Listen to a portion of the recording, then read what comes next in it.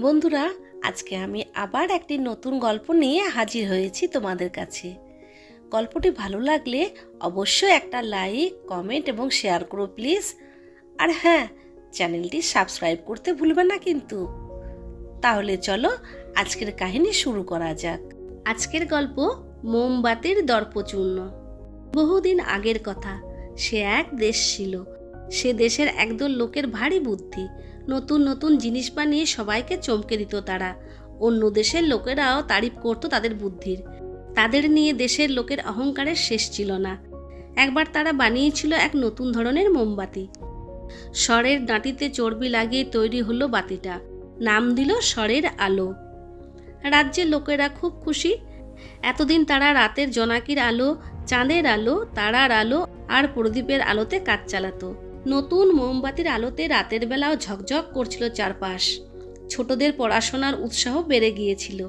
বিয়ে বাড়ি ঝলমল করে উঠেছিল। ঘরে ঘরে জ্বলছিল স্বরের বাতি।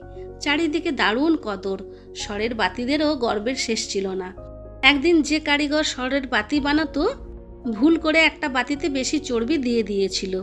বাতিটা কিনে নিয়ে গেল এক ব্যবসায়ী। বসার ঘরে সুন্দর বাতিদানে জায়গা হয়েছিল মোমবাতির। গায়ে চর্বি বেশি, উজ্জ্বল হয়ে জ্বলছিল সে। অহংকারে মোমবাতির পা পড়ছিল না মাটিতে। সঙ্গীতের কাছে বড়াই করে বলতে লাগলো, আরে আমার সঙ্গে কার তুলনা? চাঁদ সূর্য পাল্লা দিতে পারবে না আমার সঙ্গে। আকাশের তারা তো আমার নখের যোগ্যও নয়। আলোর এমন জোর আর কার আছে? অন্য বাতিদের মুখ চুন, মিটমিটে আলো তাদের। মুখ বুজে সহ্য করছিল মোমবাতির দাপট। একদিন বাড়ির সবাই গিয়েছিল বেড়াতে। বাড়িতে শুধু চাকর। সন্ধেবেলা মোমবাতি জ্বালিয়ে দিয়েছিল চাকরটা। এদিকে ঝড় উঠেছিল।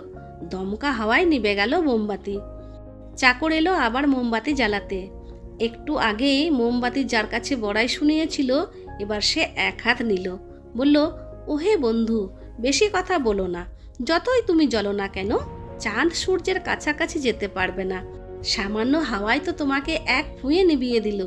মনে রাখবে, আকাশের কোনো আলোকে কিন্তু কেউ কোনোদিন নেভাতে পারে না। বন্ধুরা, মনে রাখবে, সকলেরই নিজের ক্ষমতার পরিধি জানা উচিত। তাই নিজের পরিধির মধ্যেই থেকো, তার বাইরে কিন্তু কোনোদিন যেও না। তাহলে নিজেই অপমানিত হবে। তোমরা সকলেই খুব আনন্দে থেকো, সুস্থ থেকো, ভালো থেকো, এই শুভকামনা নিয়ে আজ এখানেই শেষ করছি। বাই।